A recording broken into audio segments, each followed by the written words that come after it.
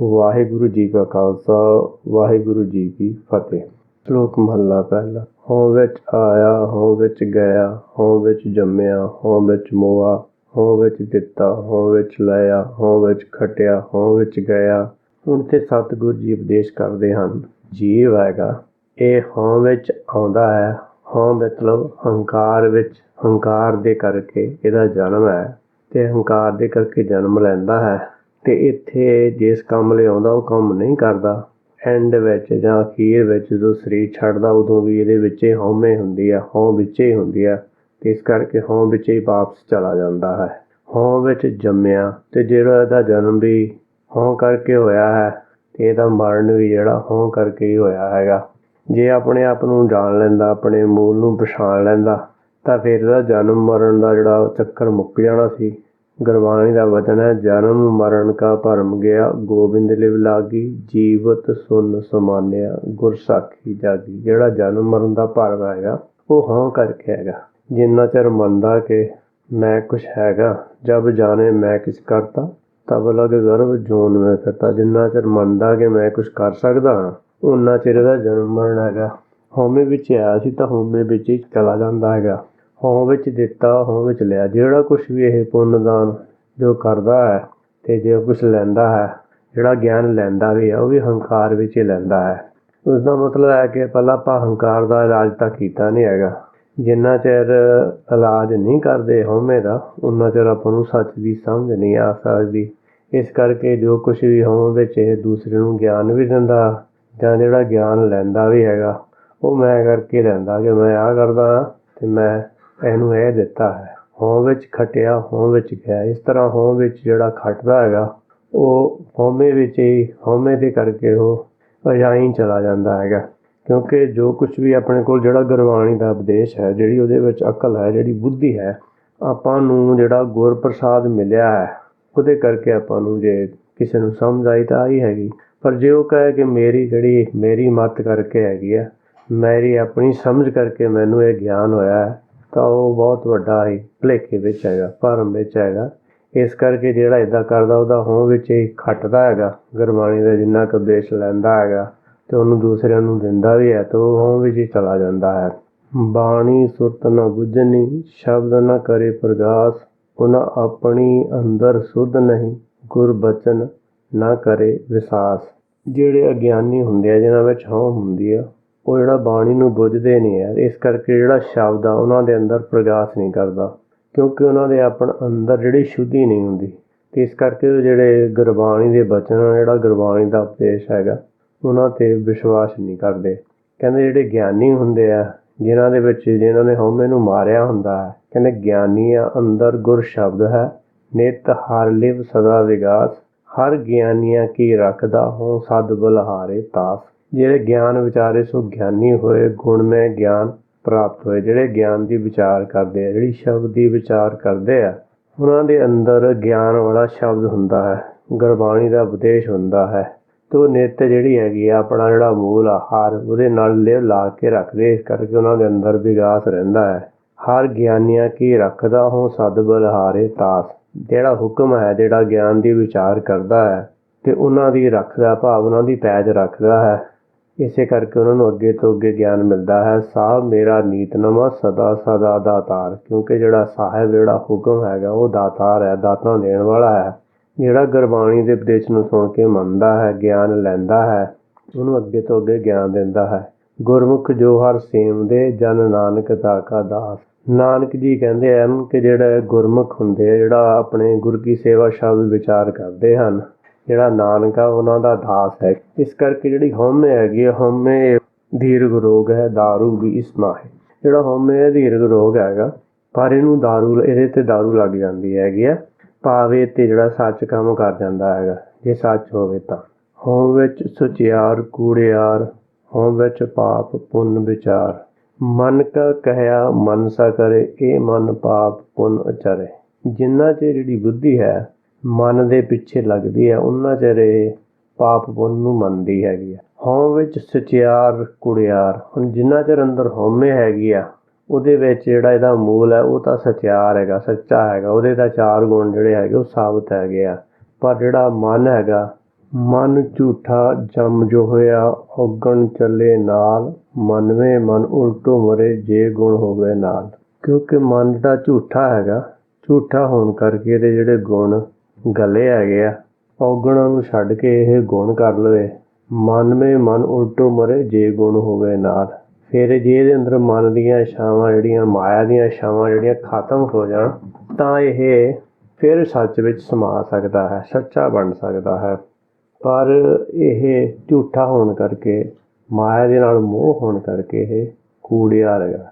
ਕੂੜ ਰਾਜਾ ਕੂੜ ਪਰਜਾ, ਕੂੜ ਸਭ ਸੰਸਾਰ, ਕੂੜ ਕੂੜੋ ਨੇ ਲੱਗਾ ਵਿਸਰਿਆ ਕਰਤਾਰ। ਕਿਉਂਕਿ ਇੱਥੇ ਸਾਰੇ ਹੀ ਜਿੰਨਾ ਵੀ ਸਿਸਟਮ ਹੈਗਾ, ਉਹਦੇ ਵਿੱਚ ਜਿਹੜਾ ਰਾਜਾ ਹੈਗਾ, ਭਾਵ ਜਿਹੜਾ ਸਰੀਰ ਨੂੰ ਚਲਾਉਣ ਵਾਲਾ ਹੈਗਾ ਮਨ, ਇਹ ਵੀ ਕੂੜਾ ਹੈਗਾ। ਅਤੇ ਜੇ ਇਹ ਕੂੜਾ ਹੈਗਾ ਤਾਂ ਬਾਕੀ ਇਹਦੇ ਜਿਹੜੇ ਆਲੇ ਦੁਆਲੇ ਉਹ ਵੀ ਕੂੜਿਆਰੇ ਹੋਣਗੇ, ਪਰਜਾ ਵੀ ਕੂੜੀ ਹੋਊਗੀ ਫਿਰ। ਅਤੇ ਕੂੜ ਦਾ ਜਿਹੜਾ ਝੂਠ 'ਤੇ ਹੀ ਸਾਰਾ ਸਿਸਟਮ ਖੜ੍ਹਾ ਹੈਗਾ। ਇਸ ਕਰਕੇ ਕੂੜ ਰਾਜਾ ਕੂੜ ਪਰਜਾ, ਕੂੜ ਸਭ ਸੰਸਾਰ, ਸਾਰਾ ਸੰਸਾਰ ਜਿਹੜਾ ਝੂਠ ਪਿੱਛੇ ਲੱਗਿਆ ਹੋਇਆ, ਕਿਉਂਕਿ ਸੱਚ ਦੀ ਸਮਝ ਨਹੀਂ ਹੈਗੀ। ਅਤੇ ਇਸ ਕਰਕੇ ਇਹਨਾਂ ਨੂੰ ਜਿਹੜਾ ਕਰਤਾਰ ਹੈ, ਜਿਹੜਾ ਸੱਚ, ਉਹ ਵਿਸਰਿਆ ਹੋਇਆ ਹੈਗਾ। ਪਰ ਇਹ ਜਿਹੜਾ ਕੂੜਿਆਰ ਤੋਂ ਸਚਿਆਰਾ ਬਣ ਸਕਦਾ ਹੈ। ਗੁਰਬਾਣੀ ਦਾ ਵਚਨ ਹੈ, ਕਿਵ ਸਚਿਆਰਾ ਹੋਈਏ ਕਿਵ ਕੂੜੈ ਟੁੱਟੇ ਪਾਲ। ਜਿਹੜੀ ਕੂੜ ਦੀ ਕੰਧ ਕਿਵੇਂ ਟੁੱਟ ਸਕਦੀ ਹੈ? ਗੁਰਬਾਣੀ ਦਾ ਵਚਨ ਹੈ, ਹੁਕਮ ਰਜਾਈ ਚੱਲਣਾ ਨਾਨਕ ਲਿਖਿਆ ਨਾਲ। ਜੇ ਆਪਾਂ ਹੁਕਮ ਵਿੱਚ ਚੱਲੀਏ ਤਾਂ ਜੋ ਪਰਮੇਸ਼ਰ ਕਰਦਾ ਠੀਕ, ਉਹਦਾ ਪਾਣਾ ਮੰਨ ਕੇ ਚੱਲੀਏ ਤਾਂ ਇਹ ਵੀ ਸਚਿਆਰ ਹੋ ਸਕਦਾ। ਇਹਦੇ ਵਿੱਚੋਂ ਜਿਹੜੀ ਭਰਮ ਦੀ ਲਕੀਰ ਹੈਗੀ ਉਹ ਖਤਮ ਹੋ ਸਕਦੀ ਹੈ। ਜਿਹੜੀ ਇਹਦੇ ਵਿੱਚ ਅਗਿਆਨਤਾ ਹੋਣ ਕਰਕੇ ਇਹ ਪਾਪ ਪੁੰਨ ਦੀ ਵਿਚਾਰ ਨੂੰ ਮੰਨਦਾ ਹੈਗਾ, ਹਉਮੈ ਕਰਕੇ।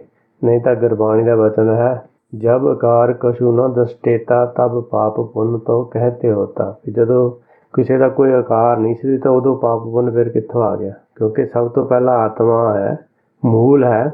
ਉਸ ਤੋਂ ਬਾਅਦ ਇਹਨੂੰ ਸਰੀਰ ਮਿਲਿਆ ਹੈ। ਜੇ ਸਰੀਰ ਮਿਲਿਆ, ਸਰੀਰ ਨਾਲ ਕੋਈ ਪਾਪ ਪੁੰਨ ਕੀਤਾ ਹੋਊਗਾ। ਜਦੋਂ ਇਹਦੇ ਕੋਲ ਸਰੀਰ ਨਹੀਂ ਸੀ ਤਾਂ ਉਦੋਂ ਪਾਪ ਪੁੰਨ ਨਹੀਂ ਸੀ। ਅਤੇ ਜਦੋਂ ਆਪਾਂ ਮੰਨਦੇ ਕਿ ਸਾਰਾ ਕੁਛ ਹੁਕਮ ਵਿੱਚ ਹੁੰਦਾ ਹੈ ਤਾਂ ਫਿਰ ਪਾਪ ਪੁੰਨ ਕਿੱਥੋਂ ਆ ਗਿਆ? ਅਤੇ ਇਹ ਪਾਪ ਪੁੰਨ ਜਿਹੜੀ ਹੈਗੀ ਹੈ, ਇਹ ਅਗਿਆਨਤਾ ਵਿੱਚੋਂ ਪੈਦਾ ਹੋਇਆ ਵਿਚਾਰ ਹੈ। ਅਸਲ ਵਿੱਚ ਗੁਰਬਾਣੀ ਪਾਪ ਪੁੰਨ ਨੂੰ ਨਹੀਂ ਮੰਨਦੀ। ਹੋਂਦ ਵਿੱਚ ਪਾਪ ਪੁੰਨ ਵਿਚਾਰ, ਹੋਂਦ ਵਿੱਚ ਨਰਕ ਸੁਰਗ ਅਵਤਾਰ। ਇਸ ਕਰਕੇ ਜਿਹੜਾ ਮਨ ਝੂਠਾ ਹੋਣ ਕਰਕੇ, ਮਨ ਵਿੱਚ ਜਿਹੜਾ ਹੰਕਾਰ ਹੋਣ ਕਰਕੇ, ਅਤੇ ਇਹ ਜਿਹੜਾ ਪਾਪ ਪੁੰਨ ਦੀ ਵਿਚਾਰ ਨੂੰ ਮੰਨਦਾ ਹੈਗਾ। ਅਤੇ ਇਸੇ ਕਰਕੇ ਹੋਂਦ ਵਿੱਚ ਨਰਕ ਸੁਰਗ ਅਵਤਾਰ, ਹਉਮੈ ਜਿਹਾ ਹੋਣ ਕਰਕੇ ਹੀ, ਅੰਦਰ ਅਗਿਆਨਤਾ ਹੋਣ ਦੇ ਕਰਕੇ ਹੀ ਨਰਕ ਅਤੇ ਸਵਰਗ ਮੰਨਦਾ ਹੈ। ਗੁਰਬਾਣੀ ਅਨੁਸਾਰ ਜਿਹੜਾ ਪਾਪ ਪੁੰਨ ਹੈ, ਜੇ ਆਪਾਂ ਹੁਕਮ ਵਿੱਚ ਚੱਲਦੇ ਹਾਂ ਤਾਂ ਪੁੰਨ ਹੈ, ਜੇ ਹੁਕਮ ਦਾ ਆਪਾਂ ਵਿਰੋਧ ਕਰਦੇ ਹਾਂ ਤਾਂ ਪਾਪ ਹੈਗਾ। ਇਸੇ ਤਰ੍ਹਾਂ ਜੇ ਆਪਾਂ ਹੁਕਮ ਦੇ ਵਿੱਚ ਚੱਲਦੇ ਹੈਗੇ ਤਾਂ ਆਪਣੇ ਨਿੱਜ ਘਰ ਵਿੱਚ ਹੈਗੇ ਆ, ਭਾਣੇ ਵਿੱਚ ਹੈਗੇ ਆ ਤਾਂ ਨਿੱਜ ਘਰ ਵਿੱਚ ਹੈਗੇ ਆ। ਤਾਂ ਜੇ ਆਪਾਂ ਹੁਕਮ ਦਾ ਵਿਰੋਧ ਕਰਦੇ ਹਾਂ ਤਾਂ ਨਰਕ ਵਿੱਚ ਹੈਗੇ। ਕਿਉਂਕਿ ਹੁਕਮ ਕੀਏ ਮਨ ਭਾਉਂਦੇ ਰਾਹੇ ਭੀੜੇ ਅੱਗੇ ਜਾਵਣਾ। ਜੇ ਆਪਾਂ ਆਪਣੇ ਮਨ ਦੀ ਮਰਜ਼ੀ ਪਿੱਛੇ ਚੱਲਦੇ ਹਾਂ ਤਾਂ ਫਿਰ ਆਪਾਂ ਨੂੰ ਮੁੜ ਇੱਥੇ ਸੰਸਾਰ ਵਿੱਚ ਆਉਣਾ ਪੈਂਦਾ ਹੈਗਾ। ਹੋਂਦ ਵਿੱਚ ਹੱਸੇ, ਹੋਂਦ ਵਿੱਚ ਰੋਵੇ, ਹੋਂਦ ਵਿੱਚ ਭਰੀਏ, ਹੋਂਦ ਵਿੱਚ ਧੋਵੇ। ਹਉਮੈ ਦੇ ਕਰਕੇ ਹੀ ਜਦੋਂ ਕਿਸੇ ਦਾ ਇਹ ਨੁਕਸਾਨ ਕਰਦਾ ਹੈ ਜਾਂ ਕਿਸੇ ਦੀ ਮੂਰਖਤਾ 'ਤੇ ਹੱਸਦਾ ਹੈਗਾ, ਹੋਂਦ ਵਿੱਚ ਜਦੋਂ ਇਹਦੇ ਕੋਲ ਕੋਈ ਚੀਜ਼ਾਂ ਜਿਹੜੀਆਂ ਇਹਦੇ ਕੋਲ ਸੰਸਾਰੀ ਵਸਤਾਂ ਹੈਗੀਆਂ, ਸੰਸਾਰੀ ਜੋ ਸੁੱਖ ਹੈਗੇ, ਜਦੋਂ ਇਹਦੇ ਕੋਲ ਚਲੇ ਜਾਂਦੇ ਹੈਗੇ ਆ ਤਾਂ ਉਦੋਂ ਰੋਂਦਾ ਹੈ। ਪਰ ਜਦੋਂ ਇਹਦੇ ਕੋਲ ਸਾਰੀਆਂ ਸੁੱਖ ਸਹੂਲਤਾਂ ਆਉਂਦੀਆਂ ਉਹ ਹੱਸਦਾ ਹੈਗਾ। ਹੋਂਦ ਵਿੱਚ ਭਰੀਏ, ਹੋਂਦ ਵਿੱਚ ਧੋਵੇ। ਜਿਵੇਂ ਕਿ ਗੁਰਬਾਣੀ ਦਾ ਬਚਨ ਹੈ, ਭਰੀਏ ਮਤ ਪਾਪਾ ਕੈ ਸੰਗ, ਉਹ ਧੋਪੈ ਨਾਵੈ ਕੇ ਰੰਗ। ਕਹਿੰਦੇ ਜਿਹੜੀ ਮੱਤ ਹੈਗੀ ਉਹ ਹੁਕਮ ਦਾ ਵਿਰੋਧ ਕਰਨ ਕਰਕੇ ਉਹ ਖਰਾਬ ਹੋ ਜਾਂਦੀ, ਮੈਲੀ ਹੋ ਜਾਂਦੀ ਹੈ। ਅਤੇ ਜੇ ਉਹਨੂੰ ਧੋਣਾ ਹੈ, ਉਹ ਧੋਪੈ ਨਾਵੇ ਕੇ ਰੰਗ, ਅਤੇ ਉਹਨੂੰ ਨਾਮ ਦੇ ਰੰਗ ਨਾਲ ਧੋਤਾ ਜਾ ਸਕਦਾ ਹੈਗਾ। ਪਰ ਹੋਣ ਦੇ ਕਰਕੇ ਇਹ ਆਪਣੀ ਮਨ ਦੀ ਮਰਜ਼ੀ ਦੇ ਨਾਲ ਹੀ ਆਪਣੇ ਆਪ ਨੂੰ ਇਹ ਧੋਣ ਦੀ ਕੋਸ਼ਿਸ਼ ਕਰਦਾ ਹੈਗਾ। ਅਤੇ ਉਹਦੇ ਕਰਕੇ ਇਹ ਮੈਲ ਜਿਹੜੀ ਘੱਟਦੀ ਨਹੀਂ, ਸਗੋਂ ਕਿ ਵੱਧਦੀ ਜਾਂਦੀ ਹੈ। ਜਿਵੇਂ ਕਿ ਗੁਰਬਾਣੀ ਦਾ ਵਚਨ ਹੈ, ਪਾਠ ਪੜ੍ਹਿਓ ਔਰ ਵੇਦ ਵਿਚਾਰਿਓ, ਨਿਵਲ ਭੁੰਗਮ ਸਾਧੇ, ਪੰਜ ਜਨਾਂ ਸਿਓ ਸੰਗ ਨਾ ਛੁਟਕਿਓ, ਅਦਕ ਅਹੰ ਬੁੱਧੀ ਬਾਧੇ। ਕਹਿੰਦੇ ਪਾਠ ਪੜ੍ਹੇ, ਵੇਦਾਂ ਦੀ ਵਿਚਾਰ ਕੀਤੀ, ਅਤੇ ਹੋਰ ਨਿਉਲੀ ਕਰਮ ਕੀਤੇ, ਜਿਹੜੇ ਆਸਣ ਜਿਹੜੇ ਯੋਗੀ ਕਰਦੇ ਸੀ ਉਹ ਵੀ ਕੀਤੇ, ਅਤੇ ਜਿਹੜੇ ਪੰਜ ਸੀਗੇ ਕਾਮ ਕ੍ਰੋਧ ਲੋਭ ਮੋਹ ਹੰਕਾਰ, ਉਹਨਾਂ ਤੋਂ ਜਿਹੜਾ ਸੰਗ ਨਹੀਂ ਛੁੱਟਿਆ। ਸਗੋਂ ਕਿ ਹੰਕਾਰ ਹੋਰ ਵੀ ਵੱਧ ਗਿਆ ਕਿ ਮੈਂ ਧਾਰਮਿਕ ਕਰਮ ਕਰਦਾ ਹੈਗਾ, ਮੈਂ ਬੜਾ ਧਾਰਮਿਕ ਹਾਂ। ਗੁਰਬਾਣੀ ਕਹਿੰਦੀ ਹੈ, ਜੀ ਰੇ ਓਲਾ ਨਾਮ ਕਾ, ਅਵਰ ਕਰਨ ਕਰਾਵਨੋ, ਤਿੰਨ ਮੈਂ ਭਉ ਹੈ ਜਾਮ ਕਾ। ਕਿ ਹੇ ਜੀ, ਜਿਹੜਾ ਓਲਾ ਹੈਗਾ ਉਹ ਨਾਮ ਦਾ ਹੈਗਾ, ਉਹ ਸੱਚ ਦੇ ਗਿਆਨ ਦਾ ਹੈ, ਗੁਰਬਾਣੀ ਦੇ ਉਪਦੇਸ਼ ਦਾ ਹੈਗਾ। ਉਸ ਤੋਂ ਬਗੈਰ ਹੋਰ ਵੀ ਜਿਹੜੇ ਕਰਨੇ ਆ, ਕੋਈ ਵੀ ਕਰਮ ਧਰਮ ਕਰਦਾ ਹੈਗਾ ਤੇ ਉਹਦੇ ਕਰਕੇ ਜਿਹੜਾ ਜਮ ਦਾ ਭਉ ਖਤਮ ਨਹੀਂ ਹੁੰਦਾ, ਉਹ ਫਿਰ ਵੀ ਸਿਰ ਤੇ ਜਿਹੜਾ ਜਮ ਦਾ ਡੰਡਾ ਲਟਕਦਾ ਰਹਿੰਦਾ ਹੈ। ਕਿਉਂਕਿ ਗੁਰਬਾਣੀ ਦਾ ਵਚਨ ਹੈ, ਲੱਖ ਹਿਕਮਤੀ ਜਾਣੀਏ ਆਗੇ ਤਿਲ ਨਹੀਂ ਮਾਨੀਏ। ਜਿਹੜੇ ਮੂਰਖ ਪੰਡਤ ਹਿਕਮਤ ਹੁਜਤ ਸਾਂਝੇ ਕਰੇ ਪਿਆ, ਜਿਹੜਾ ਮੂਰਖ ਪੰਡਤ ਹੈਗਾ ਉਹ ਆਪਣੀ ਮਨ ਦੀ ਮਰਜ਼ੀ ਦੇ ਹਿਸਾਬ ਨਾਲ ਉਹ ਧਰਮ ਦੇ ਕਰਮ ਕਰਦਾ ਹੈਗਾ ਤੇ ਉਹਦੇ ਨਾਲ ਕਦੇ ਸੱਚ ਨੂੰ ਜਾਣਿਆ ਨਹੀਂ ਜਾ ਸਕਦਾ। ਅੱਗੇ ਇਹਦੀ ਇੱਕ ਤਿਲ ਜਿੰਨੀ ਵੀ ਇਹਦੀ ਕੁਛ ਅਹਿਮੀਅਤ ਨਹੀਂ ਹੈ, ਕਿਉਂਕਿ ਅਹਮ ਬੁੱਧੀ ਕਰਮ ਕਮਾਵਣੇ ਗ੍ਰਹਿ ਬਾਲੂ ਨੀਰ ਬਹਾਵਣੇ। ਕਿ ਹੰਕਾਰ ਦੇ ਵਿੱਚ ਜਿਹੜਾ ਜੇ ਅੰਦਰ ਹੰਕਾਰ ਵਾਲੀ ਬੁੱਧੀ ਹੈਗੀ ਆ, ਉਹਦੇ 'ਚ ਜਿੰਨੇ ਵੀ ਕਰਮ ਕਮਾਉਣੇ ਹੈ, ਉਹ ਕਹਿੰਦੇ ਗ੍ਰਹਿ ਬਾਲੂ ਨੀਰ ਬਹਾਵਣੇ। ਜਿੱਦਾਂ ਤੁਹਾਡਾ ਰੇਤ ਦਾ ਘਰ ਹੈਗਾ ਤੇ ਉਹਦੇ ਉੱਤੇ ਤੁਸੀਂ ਆਪਣਾ ਪਾਣੀ ਪਾ ਰਹੇ ਹੈਗੇ ਆ, ਤੇ ਇਸ ਤਰ੍ਹਾਂ ਜਿੰਨਾ ਚਿਰ ਅੰਦਰ ਹੰਕਾਰ ਹੈ, ਜੇ ਉਹਦੇ 'ਤੇ ਤੁਸੀਂ ਸੱਚ ਦਾ ਗਿਆਨ ਲੈ ਵੀ ਰਹੇ ਹੈ, ਪਰ ਉਹ ਅੰਦਰ ਬੂੰਦ ਟਿਕ ਨਹੀਂ ਸਕਦੀ ਹੈ। ਗਗਨ ਨਗਰ ਇੱਕ ਬੂੰਦ ਨਾ ਬਰਖੇ, ਨਾਦ ਕਹਾਂ ਜੋ ਸਮਾਨਾ, ਪਾਰ ਬ੍ਰਹਮ ਪਰਮੇਸ਼ਰ ਮਾਧੋ ਪਰਮ ਹੰਸ ਲੈ ਸਿਧਾਨਾ। ਕਹਿੰਦੇ ਜਿੰਨਾ ਚਿਰ ਜਿਹੜਾ ਗਗਨ ਨਗਰ ਜਿਹੜਾ ਹਿਰਦਾ ਹੈਗਾ, ਹਿਰਦਾ ਆਕਾਸ਼ ਹੈਗਾ, ਉਹਦੇ ਵਿੱਚ ਇੱਕ ਬੂੰਦ ਸੱਚ ਦੀ ਨਹੀਂ ਵਰਸਦੀ ਤੇ ਉਹਦੇ ਵਿੱਚ ਉੱਥੇ ਫਿਰ ਨਾਦ ਕਿੱਥੋਂ ਸਮਾ ਸਕਦਾ ਹੈਗਾ। ਨਾਦ ਤਾਂ ਹੀ ਸਮਾਊਗਾ ਜੇ ਅੰਦਰ ਸੱਚ ਹੈਗਾ। ਸੱਚ ਦੀ ਇੱਕ ਬੂੰਦ ਵੀ ਅੰਦਰ ਜਾਣ ਨਹੀਂ ਦਿੰਦਾ ਹੈਗਾ, ਉਹਨਾਂ ਚਿਹਰੇ ਦੇ ਅੰਦਰ ਹਉਮੈ ਰਹਿੰਦੀ ਹੈਗੀ ਹੈ। ਕਿ ਹਉਮੈ ਬੁਝੇ ਤਾਂ ਦਰ ਸੁਝੇ, ਗਿਆਨ ਵੀ ਹੋਣਾ ਕਤ ਕਤ ਲੂ। ਕਿਉਂਕਿ ਜਿੰਨਾ ਚਿਰ ਹਉਮੈ ਨੂੰ ਨਹੀਂ ਬੁਝਦਾ ਹੈਗਾ, ਉਹਨੇ ਚਿਰ ਇਹਨੂੰ ਦਰ ਨਹੀਂ ਸੁਝਦਾ ਹੈਗਾ। ਇਸ ਕਰਕੇ ਪਾਰ ਬ੍ਰਹਮ ਪਰਮੇਸ਼ਰ ਮਾਧੋ ਪਰਮ ਹੰਸ ਲੈ ਸਿਧਾਨਾ।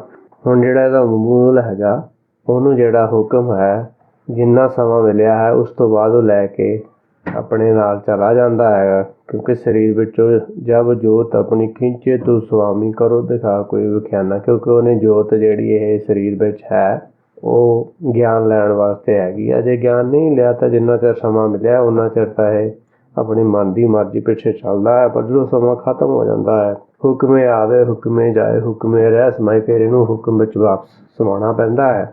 ਇਸ ਕਰਕੇ ਹੋਂਦ ਵਿੱਚ ਜਿਹੜਾ ਹੈਗਾ ਉਹਦੇ ਕਰਕੇ ਇਹ ਭਰਿਆ ਰਹਿੰਦਾ ਹੈ ਤੇ ਇਹਦੇ ਵਿੱਚ ਜਿਹੜਾ ਧੋਂਦਾ ਵੀ ਉਹਦੇ ਨਾਲ ਇਹਦਾ ਕੋਈ ਫਾਇਦਾ ਨਹੀਂ ਹੁੰਦਾ। ਇਸ ਕਰਕੇ ਹੋਂਦ ਵਿੱਚ ਜਾਤੀ ਜਿਨਸੀ ਖੋਵ ਹੈ। ਹੁਣ ਹੋਂਦ ਵਿੱਚ ਜਿਹੜਾ ਸਰੀਰ ਹੈਗਾ, ਜਾਤ ਮੈਂ ਜੋਤ ਜੋਤ ਮੈਂ ਜਾਤਾ, ਅਕਲ ਕਲਾ ਭਰਪੂਰ ਰਹਿਆ।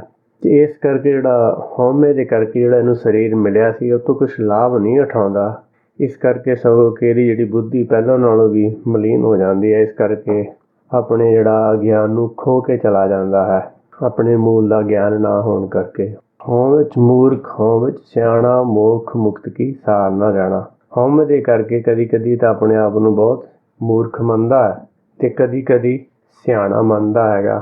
ਤੇ ਜਿਹੜਾ ਮੋਖ ਮੁਕਤੀ ਜਿਹੜੀ ਹੈਗੀ ਆ, ਅਗਿਆਨਤਾ ਤੋਂ ਮੁਕਤੀ ਕਿਵੇਂ ਪਾਉਣੀ ਹੈਗੀ ਆ, ਉਸ ਗਿਆਨ ਨੂੰ ਨਹੀਂ ਜਾਣਦਾ, ਆਪਣੇ ਆਪੇ ਦੇ ਗਿਆਨ ਨੂੰ ਨਹੀਂ ਜਾਣਦਾ।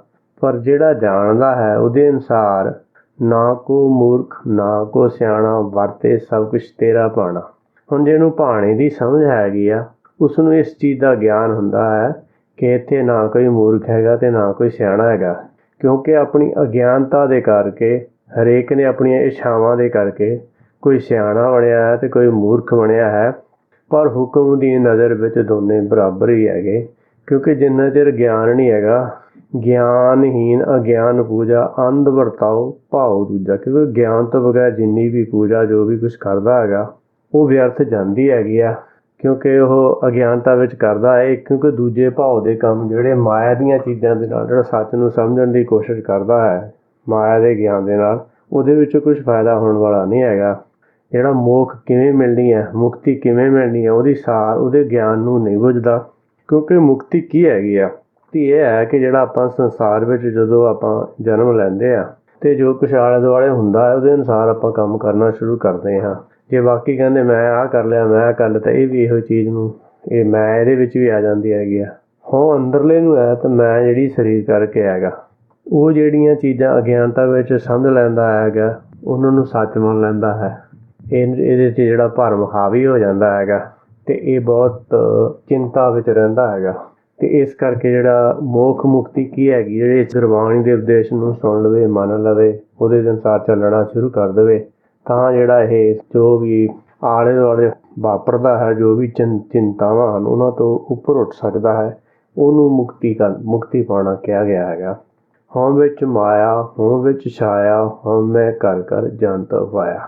ਕਹਿੰਦੇ ਹਉਮੈ ਦੇ ਕਰਕੇ ਮਾਇਆ ਹੈਗੀ ਆ ਤੇ ਜਿਹੜਾ ਸਰੀਰ ਹੈਗਾ ਪਹਿਲਾਂ ਅੰਦਰ ਕਲਪਨਾ ਹੈਗੀ ਆ, ਕਾਇਆ ਦੇ ਵਿੱਚ ਜਿਹੜੀ ਕਲਪਨਾ ਹੈਗੀ ਆ ਉਹ ਮਾਇਆ ਹੈਗੀ ਆ ਤੇ ਉਹ ਮਾਇਆ ਦਾ ਜਿਹੜੀ ਇੱਛਾ ਦਾ ਜਿਹੜਾ ਆਕਾਰ ਹੈਗਾ ਉਹ ਛਾਇਆ ਹੈਗੀ। ਜਿਹੜਾ ਇਹ ਸਰੀਰ ਹੈ ਛਾਇਆ ਹੀ ਹੈਗੀ ਆ।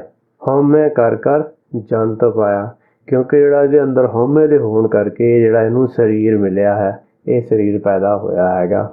ਹਉਮੈ ਬੂਝੇ ਤਾਂ ਦਰ ਸੂਝੇ ਗਿਆਨ ਵਿਹੂਣਾ ਕਥ ਕਥ ਲੂਝੇ। ਕਿਉਂਕਿ ਜਿੰਨਾ ਚਿਰ ਹਉਮੈ ਨੂੰ ਨਹੀਂ ਬੁੱਝਦਾ ਉਨਾ ਚਿਰ ਇਹਨੂੰ ਦਰ ਨਹੀਂ ਸੁੱਝਦਾ। ਦਰ ਭਾਵ ਇਹਨੂੰ ਸੱਚ ਦੀ ਸਮਝ ਨਹੀਂ ਆਉਂਦੀ, ਆਪਣੇ ਮੂਲ ਦੀ ਸਮਝ ਨਹੀਂ ਆਉਂਦੀ। ਕਿਉਂਕਿ ਜਿੰਨਾ ਚਿਰ ਇਹ ਮੰਨਦਾ ਕਿ ਮੈਂ ਸਰੀਰ ਹੈ, ਕਿਉਂਕਿ ਸਰੀਰ ਤਾਂ ਹੈ ਨਹੀਂ ਗਾ।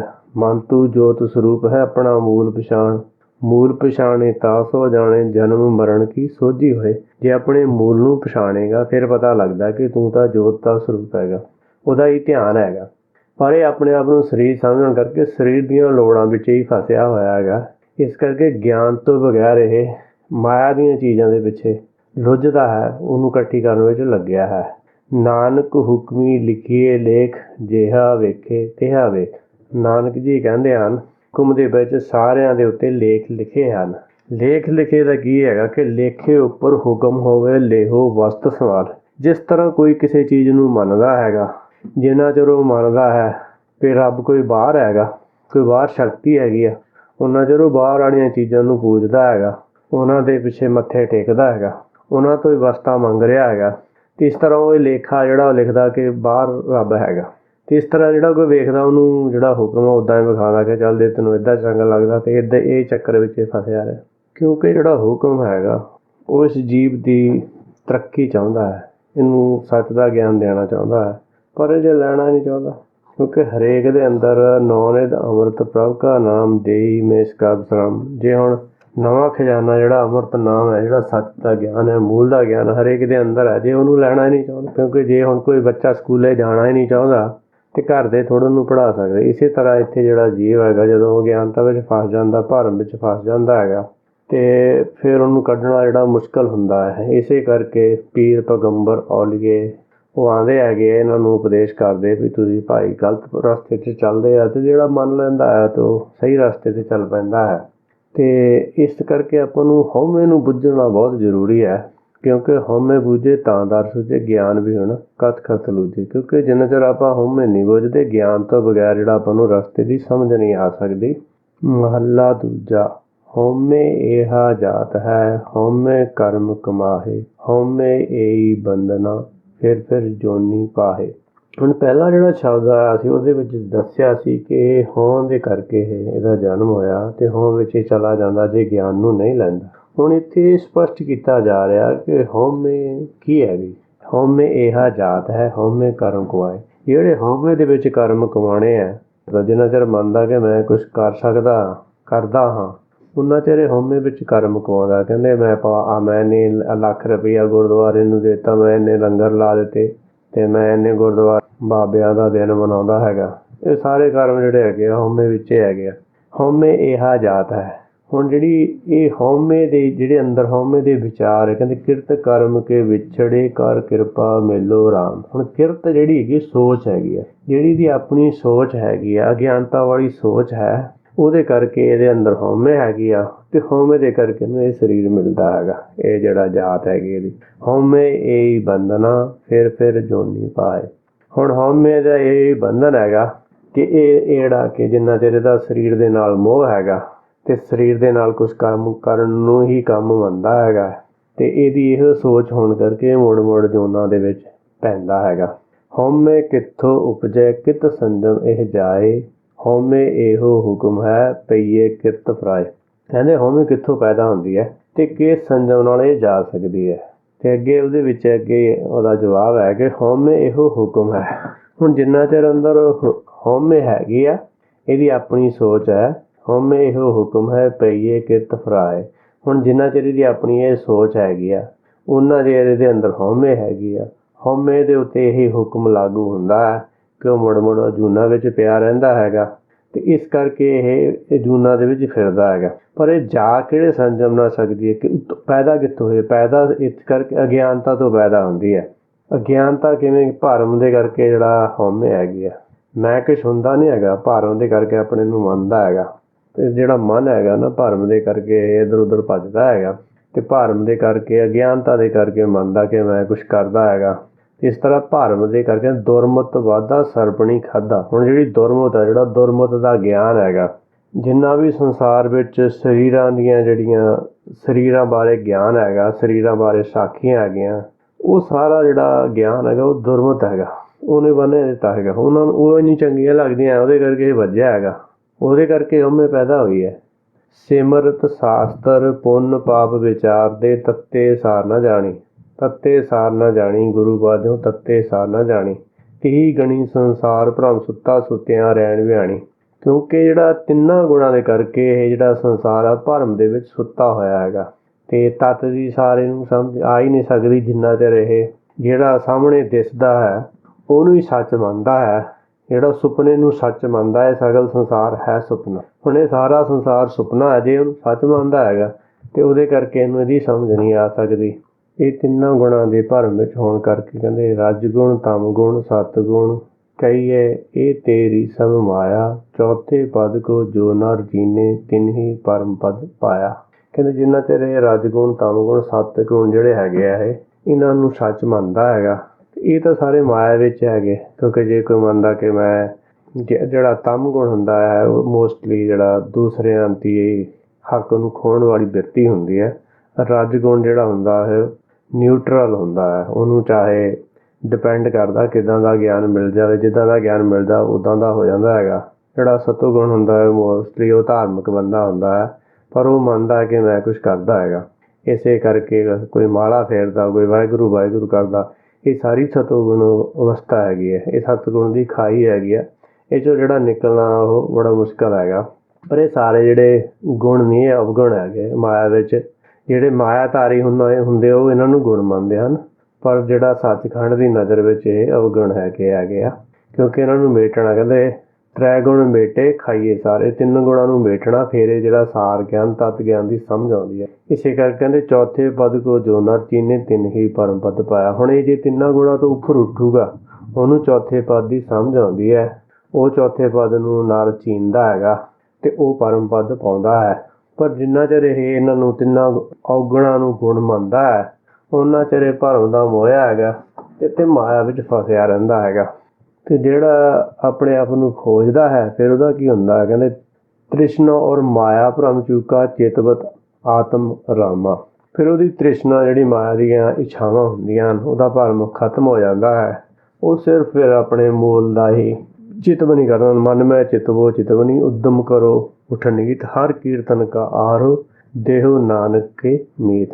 ਫਿਰ ਉਹ ਸੱਚ ਦੇ ਗਿਆਨ ਦਾ ਹੀ ਆਰ ਰੱਖਦਾ ਹੈ, ਸੱਚ ਦੇ ਗਿਆਨ ਨੂੰ ਸਮਝਦਾ ਸਮਝਾਉਂਦਾ ਹੈ, ਹੋਰ ਉਹਦਾ ਕੋਈ ਕੰਮ ਨਹੀਂ ਰਹਿ ਜਾਂਦਾ ਹੈ। ਪਰ ਜਿੰਨਾ ਚਿਰ ਇਹ ਤਿੰਨ ਗੁਣਾਂ 'ਚ ਹੈਗਾ, ਇਹ ਸੰਸਾਰ ਹੀ ਹੈਗਾ।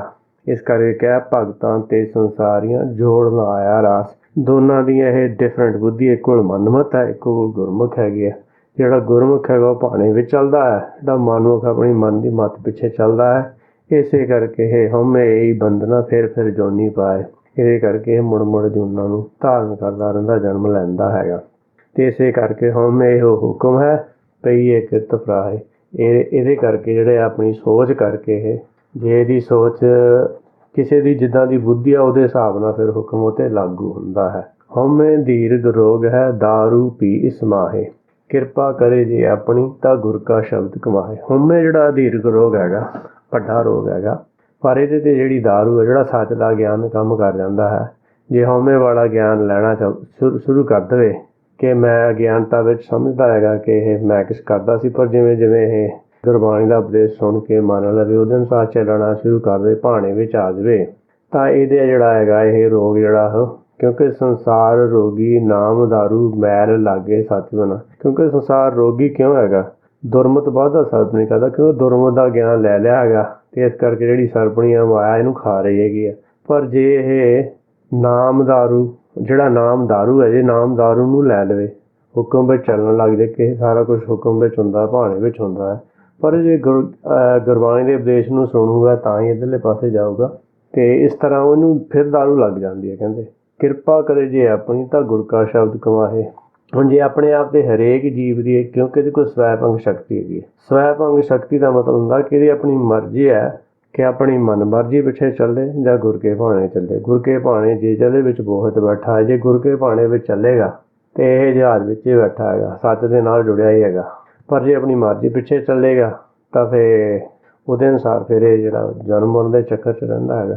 ਇਸ ਕਰਕੇ ਜੇ ਆਪਣੇ 'ਤੇ ਕਿਰਪਾ ਕਰ ਲਵੇ, ਗੁਰ ਕਾ ਸ਼ਬਦ ਜਿਹੜਾ ਗਿਆਨ ਦਾ ਸ਼ਬਦ ਜਿਹੜਾ ਗੁਰ ਕੇ ਬਚਨ ਬਸੇ ਮੇਰੇ ਹੀਰੇ ਸੰਗ ਪਨੀਤਾ ਤੇ ਹੀ, ਜਿਹੜੇ ਗੁਰਬਾਣੀ ਦਾ ਉਪਦੇਸ਼ ਹੈ, ਗੁਰਬਾਣੀ ਦੇ ਜਿਹੜੇ ਵਚਨ ਹੈ, ਗੁਰਵਾਕ ਚਾਨਣ ਸਦਾ ਨਿਰਮਲ ਦੇਹ ਪ੍ਰਭ ਧਰਣੀ ਤਰ੍ਹਾਂ, ਜਿਹੜੇ ਗੁਰਵਾਕ ਹੈ, ਜਿਹੜੀ ਗੁਰਬਾਣੀ ਹੈ, ਇਹ ਚਾਨਣ ਦੇਣ ਵਾਲੀ ਹੈ। ਪਰ ਜੇ ਇਹਨੂੰ ਲੈ ਲਵੇ, ਇਹਨੂੰ ਮੰਨ ਲਵੇ ਅਤੇ ਉਹਨੂੰ ਆਪਣੇ 'ਤੇ ਲਾਗੂ ਕਰੇ, ਮਨ ਨੂੰ ਉਹਦੇ ਅਨੁਸਾਰ ਚਲਾਉਣਾ ਸ਼ੁਰੂ ਕਰ ਦੇਵੇ, ਹੁਕਮ ਵਿੱਚ ਚੱਲਣਾ ਸ਼ੁਰੂ ਕਰ ਦੇਵੇ।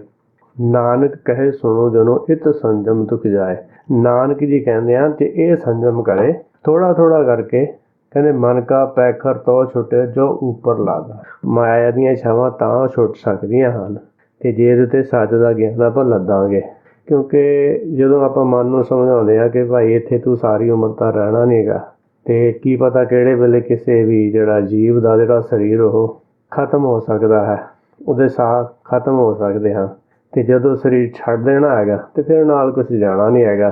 ਗੁਰਬਾਣੀ ਨੂੰ ਇਹ ਸਮਝਾਉਂਦੀ ਹੈਗੀ ਆ। ਅਤੇ ਜੇ ਇਹਨੂੰ ਇਹ ਆਪਣੇ ਮਨ 'ਤੇ ਲਾਗੂ ਕਰਕੇ ਮੈਂ ਇੱਥੇ ਦੁਨੀਆ ਵਿੱਚ ਕਾਹਤੇ ਕਰਕੇ ਦੂਸਰਿਆਂ ਦੇ ਨਾਲ ਲੜਦਾ ਫਿਰਦਾ ਹੈਗਾ।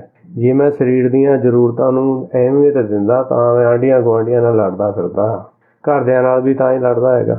ਪਰ ਜੇ ਇਹਨੂੰ ਸਮਝ ਪੈ ਜਾਏ ਕਿ ਜਿਹੜਾ ਪ੍ਰਾਣੀ ਤੂੰ ਆਇਆ ਲਾਹਾ ਲੈਣ ਲੱਗਿਆ ਚਿੱਤਕ ਪਕੜੇ, ਤੂੰ ਲਾਹਾ ਲੈਣ ਆਇਆ ਹੈ ਭਈ ਪ੍ਰਾਪਤ ਮਾਨਕ ਦੇਹੁਰੀਆ ਗੋਬਿੰਦ ਮਿਲਣ ਕੀ, ਇਹ ਤੇਰੀ ਵਰੀਆ ਕਿ ਇਹ ਜਿਹੜੀ ਤੈਨੂੰ ਦੇਹੀ ਮਿਲੀ ਹੈਗੀ ਆ ਅਤੇ ਇਹ ਗੋਬਿੰਦ ਮਿਲਣ ਲਈ ਮਿਲੀ ਹੈਗੀ, ਆਪਣੇ ਆਪ ਨੂੰ ਸਮਝਣ ਲਈ ਗਿਆਨ ਅੰਦਰੇ ਮਿਲੇ ਆ, ਆਪਣੇ ਆਪ ਨੂੰ ਜਾਣਨ ਦੇ ਲਈ। ਅਤੇ ਜੇ ਉਹ ਕੰਮ ਕਰੇਗਾ ਅਤੇ ਫਿਰ ਜਿਹੜਾ ਇਹਦੇ ਨਾਲ ਥੋੜ੍ਹਾ ਥੋੜ੍ਹਾ ਕਰਕੇ ਉਹ ਗਿਆਨ ਨੂੰ ਮਨ 'ਤੇ ਲਾਗੂ ਕਰਦਾ ਹੈ ਤਾਂ ਫਿਰ ਕਹਿੰਦੇ ਮਨ ਧੋਵੋ ਸ਼ਬਦ ਲਾਗੋ ਹਾਸਿਓ ਰਹੋ ਚਿਤ ਲਾਏ। ਜੇ ਮਨ ਨੂੰ ਧੋਣਾ ਅਤੇ ਸ਼ਬਦ ਨਾਲ ਗੁਰਬਾਣੀ ਦੇ ਵਿੱਚ ਬਚਨ ਜਿਹੜੇ ਹੈਗੇ ਆ ਉਹਨਾਂ ਦੇ ਅਨੁਸਾਰ ਮਨ ਨੂੰ ਢਾਲਣਾ ਪਵੇਗਾ ਅਤੇ ਹਾਸਿਓ ਰਹੋ ਚਿਤ ਲਾਏ ਗੁਰ ਕੀ ਸੇਵਾ ਸ਼ਬਦ ਵਿਚਾਰ। ਜੇ ਆਪਾਂ ਗੁਰ ਕੀ ਸ਼ਬਦ ਵਿਚਾਰ ਕਰਦੇ ਤਾਂ ਆਪਣਾ ਜਿਹੜਾ ਆਪਣੇ ਮੂਲ ਦੇ ਨਾਲ ਆਪਾਂ ਜੁੜੇ ਹੀ ਹੈਗੇ, ਉਹਦੇ ਨਾਲ ਆਪਣਾ ਚਿੱਤ ਲੱਗਿਆ ਹੈਗਾ। ਹੁਣ ਜੇ ਕਿਸੇ ਦਾ ਚਿੱਤ ਬਾਹਰ ਕਿਸੇ ਨਾਲ ਲੱਗ ਰਿਹਾ ਇਹਦਾ ਮਤਲਬ ਉਹਦੇ ਅਨੁਸਾਰ ਹੀ ਹੈਗਾ। ਜੇ ਬਾਹਰ ਕਿਸੇ ਨਾਲ ਚਿੱਤ ਲੱਗ ਰਿਹਾ ਹੈਗਾ ਅਤੇ ਉਹ ਚੀਜ਼ ਚੰਗੀ ਲੱਗ ਰਹੀ ਤਾਂ ਹੀ ਲੱਗਿਆ ਹੈਗਾ। ਆਪਣਾ ਮੂਲ ਚੰਗਾ ਲੱਗੇ, ਸੱਚ ਚੰਗਾ ਲੱਗੇ ਤਾਂ ਫਿਰ ਸੱਚ ਵਿੱਚ ਚਿੱਤ ਲਾਵੇ। ਅਤੇ ਇਸ ਕਰਕੇ ਇਹਦੇ ਕੋਲ ਸਵੈਪੰਗ ਸ਼ਕਤੀ ਹੈ। ਜੇ ਝੂਠ ਚੰਗਾ ਲੱਗਦਾ, ਜਿਹਨੂੰ ਉਹ ਝੂਠ ਨੂੰ ਚਿੱਤ ਲਾਇਆ ਹੈਗਾ ਉਹਨੇ, ਚਿੱਤ ਅਚੇਤ ਚਿੰਤਾ ਬੱਧਾ ਆਏ ਜਾਏ। ਕਿਉਂਕਿ ਪਹਿਲਾਂ ਜਿਹੜਾ ਹੈਗਾ ਹਉ ਚਿੱਤ ਵਿੱਚ ਹੈਗੀ ਹੈ, ਆਪਣੇ ਮੂਲ ਵਿੱਚ ਹੈਗੀ ਹੈ। ਉਹ ਹਉ ਹੋਣ ਦੇ ਕਰਕੇ ਉਹਨੂੰ ਸਰੀਰ ਮਿਲਿਆ ਹੈਗਾ। ਹੁਣ ਸਰੀਰ ਮਿਲਣ ਤੋਂ ਬਾਅਦ ਹਉ ਅਤੇ ਮੈਂ ਦੋ ਇਕੱਠੀਆਂ ਹੋ ਗਈਆਂ ਹੈਗੀਆਂ, ਹਉਮੈ ਬਣ ਗਈ ਹੈਗੀ ਆ। ਪਰ ਇਹ ਹਟਣੀ ਤਾਂ ਹੈਗੀ ਆ ਅਤੇ ਜੇ ਜਿਹੜਾ ਗੁਰਬਾਣੀ ਦੇ ਉਪਦੇਸ਼ ਨੂੰ ਸੁਣ ਲਵੇ, ਮੰਨ ਲਵੇ, ਮੰਨੇ ਹੁਕਮ ਸਭੇ ਗੁਣ ਗਿਆਨ। ਜੇ ਉਹ ਹੁਕਮ ਨੂੰ ਮੰਨ ਲਵੇ ਕਿ ਸਾਰਾ ਕੁਛ ਉਹਦੇ ਭਾਣੇ ਵਿੱਚ, ਪਰਮੇਸ਼ਰ ਦੇ ਭਾਣੇ ਵਿੱਚ ਹੁੰਦਾ ਹੈ, ਤਾਂ ਫਿਰ ਇਹਦਾ ਜਿਹੜਾ ਇਹ ਦੁੱਖ ਹੈਗਾ, ਜਿਹੜਾ ਦੀਰਘ ਰੋਗ ਹੈਗਾ ਅਤੇ ਇਹਨੂੰ ਦਾਰੂ ਲੱਗ ਸਕਦੀ ਹੈ। ਨਾਮ ਦਾਰੂ ਮੈਲ ਲੱਗੇ ਸੱਚ ਬਿਨਾ। ਹੁਣ ਜਿਹੜਾ ਨਾਮ ਦਾਰੂ ਤੋਂ ਬਗੈਰ ਜਿਹੜਾ ਹੋਰ ਦਾਰੂ ਕੋਈ ਵੀ ਕਰਦਾ, ਕੋਈ ਵਾਹਿਗੁਰੂ ਵਾਹਿਗੁਰੂ ਕਰਦਾ, ਕੋਈ ਕੁਛ ਕਰਦਾ, ਕੋਈ ਕੁਛ ਕਰਦਾ ਹੈਗਾ, ਉਹਦੇ ਨਾਲ ਜਿਹੜਾ ਇਹ ਰੋਗ ਜਾਣ ਵਾਲਾ ਨਹੀਂ ਹੈਗਾ। ਸਗੋਂ ਕਿ ਉਹਦੇ ਨਾਲ ਕੀ ਹੁੰਦਾ ਕਿ ਰੋਗ ਘਟਣ ਦੀ ਬਜਾਏ ਵੱਧ ਰਿਹਾ ਹੈਗਾ। ਅਤੇ ਇਸ ਕਰਕੇ ਆਪਾਂ ਨੂੰ ਸਾਰਿਆਂ ਨੂੰ ਗੁਰਬਾਣੀ ਦੇ ਉਪਦੇਸ਼, ਗੁਰਬਾਣੀ ਦੇ ਲੜ ਲੱਗਣ ਦੀ ਲੋੜ ਹੈ। ਗੁਰ ਕੀ ਸੇਵਾ ਸ਼ਬਦ ਵਿਚਾਰ ਕਰਨ ਦੀ ਲੋੜ ਹੈ। ਇਸ ਸੰਜਮ ਦੇ ਨਾਲ ਜਿਹੜਾ ਆਪਾਂ ਹਉਮੈ ਬੂਝੇ ਤਾਂ ਦਰ ਸੂਝੇ, ਗਿਆਨ ਵੀ ਹੋਣਾ ਕਤ ਕਤ ਦੂਜੇ, ਅਤੇ ਉਹਦੇ ਨਾਲ ਫਿਰ ਇਹ ਜਿਹੜਾ ਦਰ ਲੱਭ ਸਕਦਾ ਹੈ। ਸੋ ਦਰ ਕਿਹਾ ਸੋ ਕਰ ਕਿਹਾ ਜਿਤ ਬੈ ਸਰਬ ਸੰਭਾਲੇ। ਕਿ ਉਹ ਦਰ ਕਿਹੋ ਜਿਹਾ ਹੈਗਾ, ਘਰ ਕਿਹੋ ਜਿਹਾ ਹੈ ਜਿੱਥੇ ਸਾਰਿਆਂ ਨੂੰ ਸੰਭਾਲਦਾ ਹੈ। ਹਰੇਕ ਦੇ ਅੰਦਰ ਸਹਿਸ ਘਟਾ ਮੇ ਏਕ ਆਕਾਸ਼ ਘਟ ਫੂਟੇ ਤਾਂ ਉਹੀ ਪ੍ਰਗਾਸ। ਹਰੇਕ ਦੇ ਘਟ ਵਿੱਚ ਆਕਾਸ਼ ਹੈਗਾ, ਆਕਾਸ਼ ਵਿੱਚ ਜੋਤ ਹੈਗੀ ਹੈ। ਜਿਹੜਾ ਜੋਤ ਦਾ ਧਿਆਨ ਉਸ ਸਰੀਰ ਨੂੰ ਚਲਾ ਰਿਹਾ ਹੈ। ਪਰ ਜਿਵੇਂ ਜਿਵੇਂ ਕੋਈ ਆਪਣੇ ਆਪ ਨੂੰ ਖੋਜਦਾ ਹੈ ਉਵੇਂ ਉਹਨੂੰ ਸਮਝ ਪੈਂਦੀ ਹੈ। ਜੇ ਕੋਈ ਨਹੀਂ ਖੋਜਦਾ ਤਾਂ ਉਹਨੂੰ ਨਹੀਂ ਸਮਝ ਪੈਣੀ। ਗੁਰਬਾਣੀ ਦਾ ਜਿਹੜਾ ਉਪਦੇਸ਼ ਹੈਗਾ ਇਹ ਸੱਚ ਦਾ ਮਾਰਗ ਹੈਗਾ, ਸੱਚ ਗਿਆਨ ਹੈਗਾ, ਜਿਹਦੇ ਨਾਲ ਇਹ ਅੰਦਰ ਵੱਲ ਨੂੰ ਰਸਤਾ ਜਾਂਦਾ ਹੈਗਾ। ਪਰ ਆਪਾਂ ਬਾਹਰ ਵੱਲ ਨੂੰ ਕਰਿਆ ਹੋਇਆ ਹੈ। ਜਿਹੜਾ ਅੰਦਰ ਵੱਲ ਨੂੰ ਕਰ ਲਊਗਾ, ਆਪਣਾ ਧਿਆਨ ਅੰਦਰ ਮੋੜ ਲਊਗਾ, ਆਪਣੇ ਆਪ ਇਹਨੂੰ ਸਮਝਣ ਵਿੱਚ ਲਾਊਗਾ, ਉਹਨੂੰ ਇਹਦੀ ਸਮਝ ਆ ਜਾਏਗੀ। ਜੇ ਕਿਸੇ ਨੂੰ ਗੁਰਬਾਣੀ ਪ੍ਰਤੀ ਕੋਈ ਸ਼ੰਕਾ ਹੋਵੇ ਤਾਂ ਉਹ ਕਮੈਂਟ ਕਰ ਸਕਦਾ ਹੈ। ਪਰਮੇਸ਼ਰ ਦਾ ਹੁਕਮ ਹੋਊਗਾ, ਉਹਦੇ ਅਨੁਸਾਰ ਜਵਾਬ ਦਿੱਤਾ ਜਾਵੇਗਾ। ਵਾਹਿਗੁਰੂ ਜੀ ਕਾ ਖਾਲਸਾ ਵਾਹਿਗੁਰੂ ਜੀ ਕੀ ਫਤਿਹ।